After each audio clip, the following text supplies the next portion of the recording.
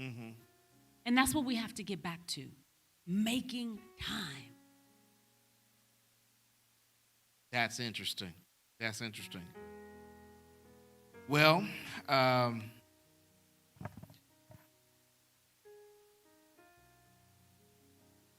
really? Is it on now? Okay.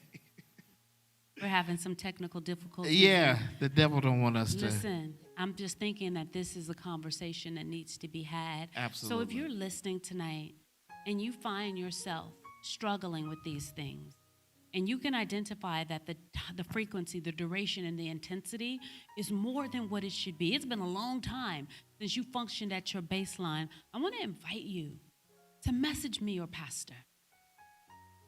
We can connect you with some resources if we can't help you. Absolutely. But again, you don't have to do this alone. All right? Before we wrap, and I know we're not there, I also want to make sure that I give some warning signs.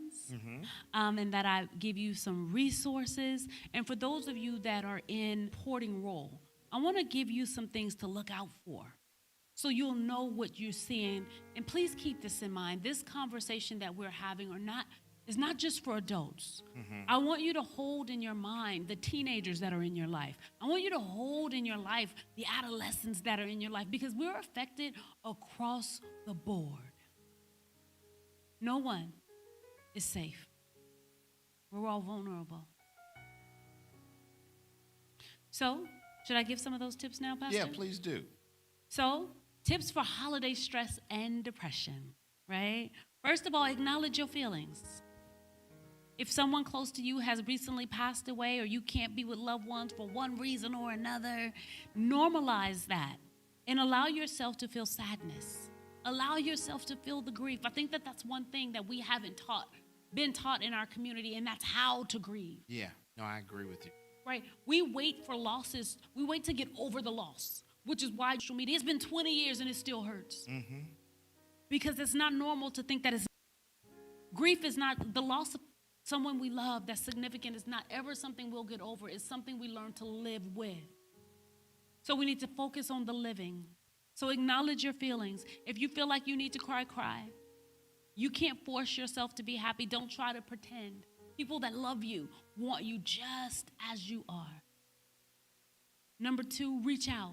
If you're feeling lonely or isolated, seek out community resources, religious resources, social events and community events. Volunteer somewhere. Get out of that house. Get your mask on and get out of there. All right? Next one is to be realistic.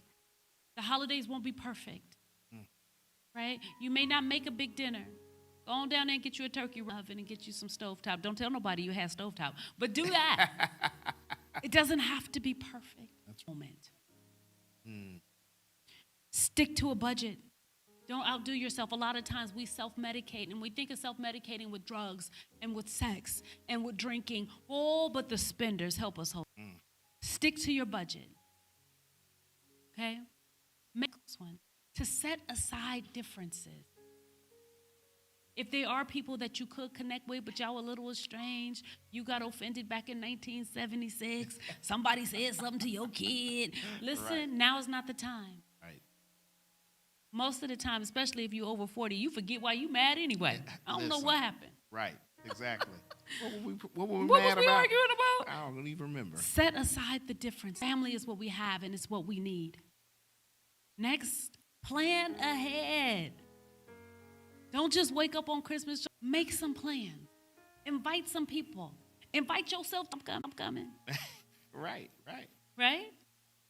Absolutely, because sometimes people don't know what you're going through unless you do speak up. That's right. Because that isolation and that ego will